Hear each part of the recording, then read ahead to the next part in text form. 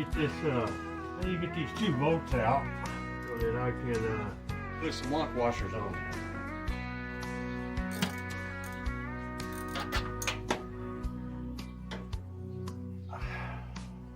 There, I'll just get this one out. There we go, right there. Let me get a lock washer. So what I got is a 7/16 grade 8 lock washer. Now let's put this one back in. I'm just going to snug it. Just want to snug it up. I don't want to over tighten it or torque it down. Just keep it moving.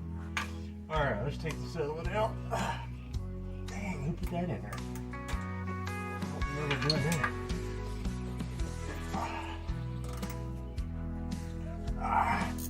Oh. Let's get this one out. And we'll put a lock washer on it. There we go. Lock washer. I call them a lock washer. Some people call them a split washer. Some people call it a Kaiser bleed.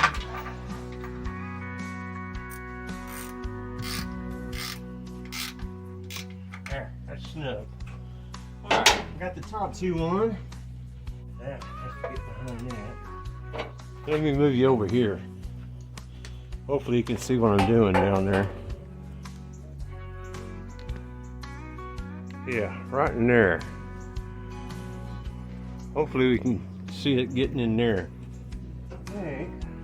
I can get this one in there. I don't think it'll be too long. There we go.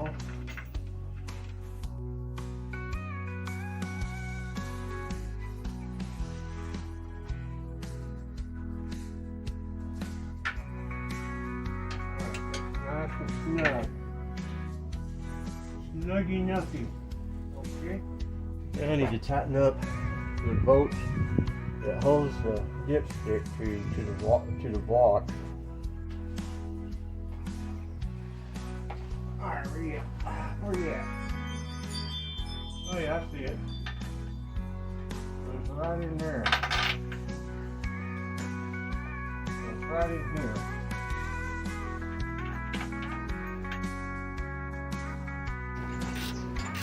Get on there snug. That's snug. Alright, looks like I got one more right here I need to get. Alright.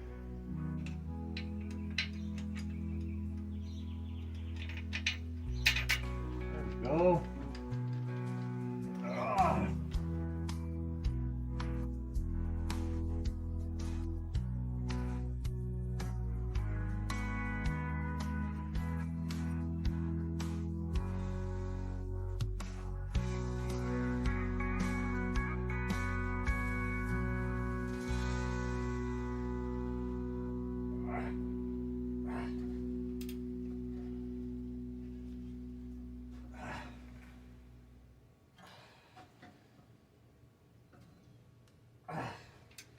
Alright, that's on there.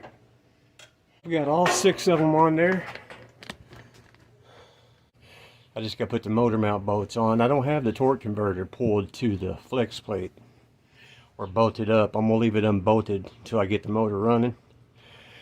But I definitely want to put the motor mounts in there.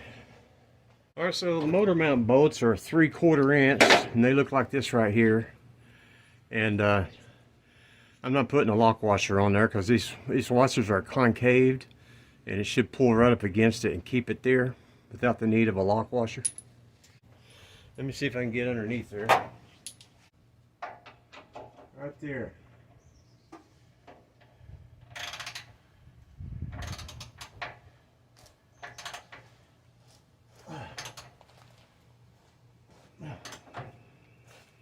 Alright, that's on there tight. There you are. There we go. It's right there.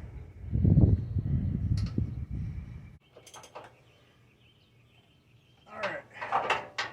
That is on there. I got the 6 bell housing bolts snugged up real good to the block. I got the 2 motor mount bolt nuts on. Got them nice and snug. I gotta look up the torque specs to all of that and make sure I torque it down properly. I'll do that later. Right now it's tight enough to where I could. And I got the bell housing, the torque converter, I got it pushed all the way back. I didn't pull it out and attach it to the flex plate yet. I'm gonna just leave it off. Leave it pushed back for now. That way I can fire it over and, you know, prime it. I gotta prime it through the distributor down the shaft of the hole there. And get the oil primed up real good. I'll probably do that for a couple minutes just to get that oil circulating through there. And I'll put the carburetor on, hook up the distributor wire and starter, neutral safety, and then yeah, put the carb on, see if we can't fire her up a little bit there and get her running, make sure it ain't gonna leak oil everywhere. And then if it won't leak oil, then yeah, we can plumb it out with the water and make sure it don't leak water. And yeah, just go from there. Hook up everything, plumb it. Anyway,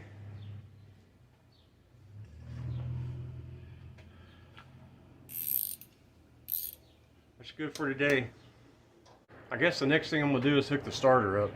So I gotta find my starter bolts and get that mounted up. I'm gonna call it for today. I appreciate you watching. Bye now.